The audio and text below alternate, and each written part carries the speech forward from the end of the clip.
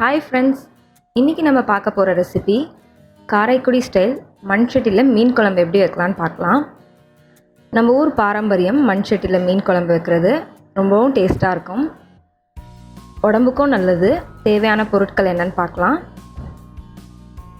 சின்ன வெங்காயம் ஒரு 5, கொஞ்சம் தக்காளி, சீரகம், பெரிய வெங்காயம் துண்டாக நறுக்கி வச்சுருக்கேன், தேங்காய் கொஞ்சம் திருவி வச்சுருக்கேன், பச்சை மிளகாய், இஞ்சி, பூண்டு நறுக்கி வச்சுருக்கேன், தேவையான அளவு உப்பு, கருவேப்பிலை தேவையான அளவு, நல்லெண்ணெய் 3 ஸ்பூன், மாங்காய் ஒரு 4 துண்டு, 2 தக்காளி நறுக்கி வச்சுருக்கேன், மீன் ஒரு 500 கிராம், புளி தண்ணியை கரைச்சி வச்சுருக்கேன்.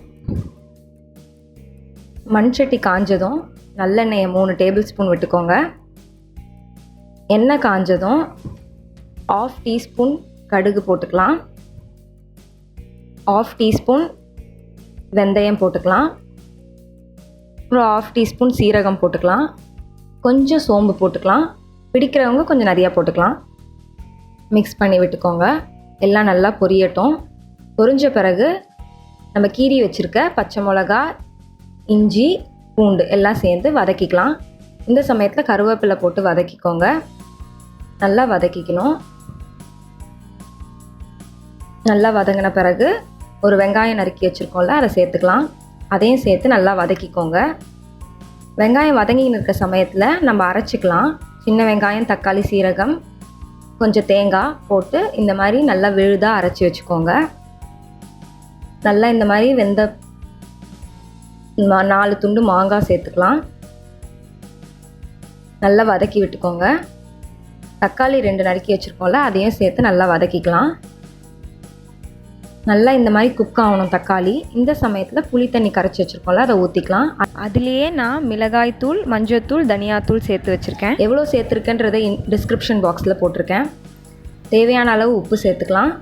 சேர்த்து நல்லா மிக்ஸ் பண்ணிக்கோங்க. ஒரு கொதி வரட்டும். வந்ததுக்கப்புறமா நம்ம தேங்காய் விழுது அரைச்சி வச்சுருக்கோம்ல, அதை இப்போ சேர்த்துக்கலாம். சேர்த்து நல்லா மிக்ஸ் பண்ணிக்கோங்க. மிக்ஸ் பண்ணி நல்லா விட்டுக்கோங்க. ஒரு 10 நிமிஷம் கொதிக்கட்டும். கொதித்த பிறகு மீனை ஒவ்வொன்றா சேர்த்துக்கலாம்.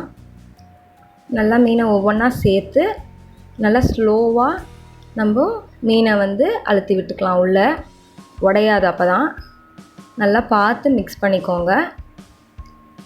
மீனோடு சேர்த்து நல்லா கொதிக்கணும். மீன் குழம்பு ஒரு 5 நிமிஷம் மீனோடு சேர்ந்து கொதிக்கட்டும். அதுக்கப்புறமா நம்ம கருவேப்பிலை போட்டு 1 டேபிள் ஸ்பூன் நல்லெண்ணெயை விட்டு ஸ்டவ் ஆஃப் பண்ணிக்கலாம். அவ்வளோதாங்க, மீன் குழம்பு ரெடி. என்னோடய சேனல் பிடிச்சிருந்துச்சுன்னா சப்ஸ்கிரைப் பண்ணுங்கள். மறக்காமல் பெல் ஐக்கான் கிளிக் பண்ணுங்கள். Thank you friends.